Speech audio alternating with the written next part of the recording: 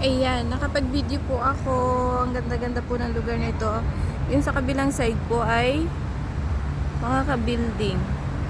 On the other side, ano po yun eh, bangka yan yung nakikita nyo na yan. Is bangka po yan. See? Ayan po yan. Kita nyo po yan.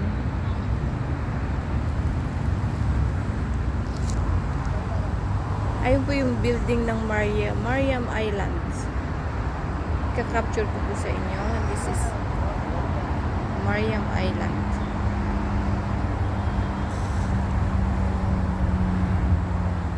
Ito po yan sa Sharjah. Ayan. Ayan po. Ayan yung mga building dito. Mga building. Nakikita niyo yung mga building na yan. See? Videohan ko po habang naglalakad ako para makita nyo ng maayos yung building.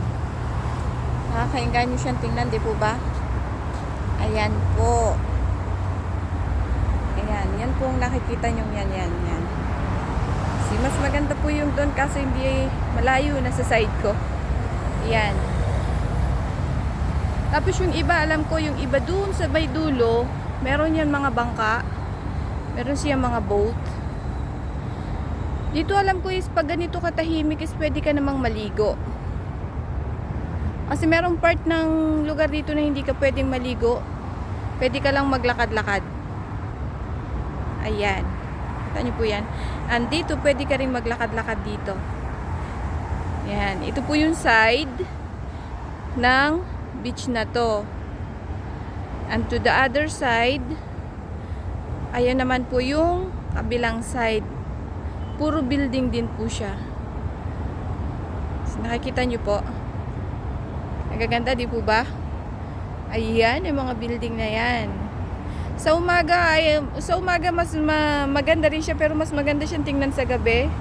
Kasi nga po nakaka-capture siya na mga ilaw siya. Yan. Nakikita nyo po yan. See? Parang ang lapit-lapit lang kung tutuusin. Usually malapit lang. Kung binangka mo sa kabila, andun ka na. Ayan. Ang napakatahimik ng dagat. Ayan na po. Kainan nyo na lang ko para tas may palaruan maunti para sa bata. Sinakita nyo po yung building na yan. Yan.